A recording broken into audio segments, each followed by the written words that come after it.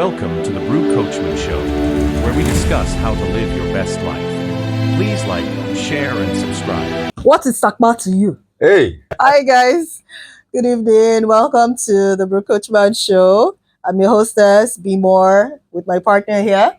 Coachman. So, what is Sakma to you? What does poverty actually really mean to you? For those of us who are not Nigerian, Sakma is a term here. Poverty.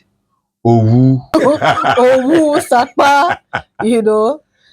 So when they say Sakma, they choke. Basically, the person is saying, man. The hustle is real. Seriously. So what does it mean to you? What does it mean to be poor? Coach, what does poverty mean to you? Spiritual impoverishment. Huh? Coachy. If the coach doesn't say something pertaining to the spirit, look at me now, as in just going on the surface, and I'm thinking Sakma as in no food, nothing, and then the first thing he says is spiritual impoverishment. Coach, calm down now. That's You're always flying in the spirits. Yes, sir. Come down to our level, first of all. What is Sakma to you, Jerry? Sakwa is when you lack, a deep lack, a deep negation of your desires. You cannot do what you want because you don't get money. I used to have a friend who told me, instead of driving a nice, sweet car, all the time she was driving, she would put her eyes on the fuel gauge. Oh, God. That is Sakma speaking. That is Sakma choking. I'm telling you. She never enjoyed the car, the AC, the music.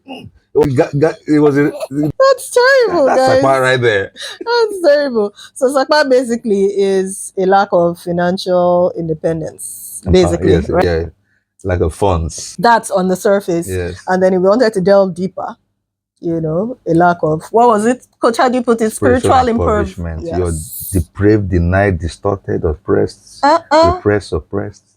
Coach, take it easy. Do we need to get a dictionary out? No, you don't. Oh, guys, look, if we were to go by numbers and all that in Nigeria is termed one of the poorest Sakma countries in the world. Polarized, pauperized, and polarized. That's crazy. Guys, how do we break out of Sakma? Yes, how do we break this chain? How do we get out of it? How do we grow? How do we break through these chains of Sakma, Deprivation. in this country? I know growing up, it wasn't always as bad as this. Yeah. It wasn't. Life was a lot easier for people then. So I think about it sometimes. How do we get to this point where, in Nigeria, we're over 200 million and a larger population, of that number are termed poor, Sakmarized. How did I just come up with that one? It's just this. So, how do we break out of this? And I know for Nigerians, with a lot of Nigerian youths especially, it's not for a lack of trying, because Nigerian youths are usually very enterprising.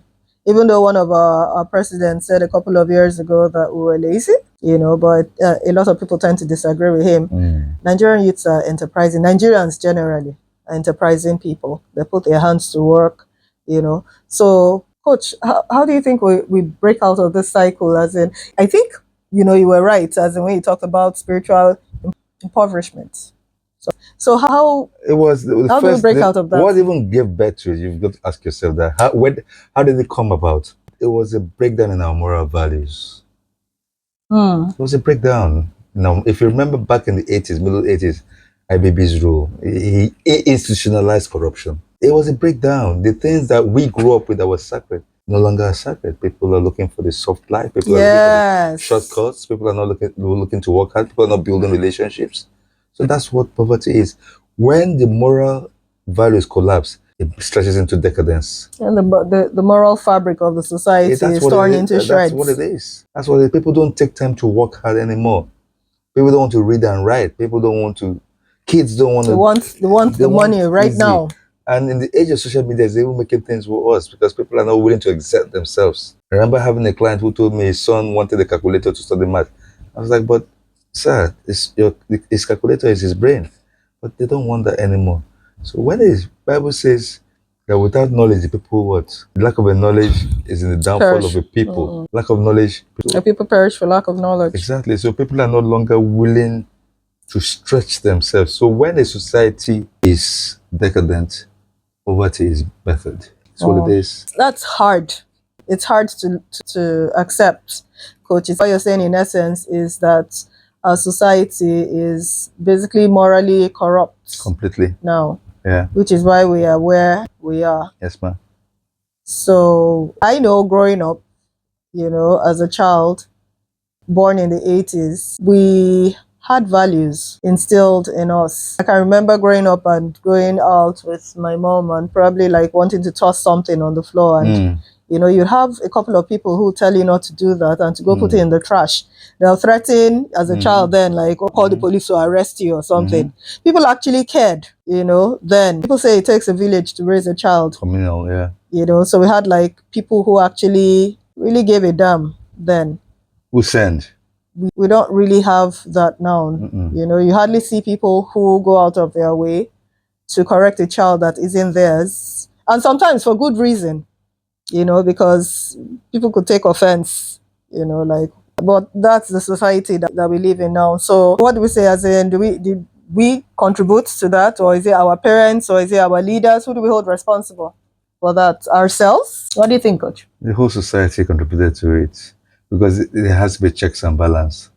If we had bad leaders, because we allowed the bad leaders to come to us. Like I've always said, I always ask myself a question: why did I go to school if I'm not able to act as a check and balance on society? So when you see something bad, you keep quiet. You're a bad person. Oh, that's deep, guys. Yeah. That's deep, guys. So basically, in one way or the other, we all have contributed to, yes, bringing us to the situation where we are now. You're not speaking up, you're just moving around, keeping quiet. Taking care of yourself and just your immediate family. As far as you both are fine, everything is fine. We all contributed to where we are. Exactly. Now, so basically, the way out is to start having a mindset shift, a new orientation. I call it a personal revolution. You've got to make up your mind to think outside the box. Start from your own world. What was that Michael Jackson song again?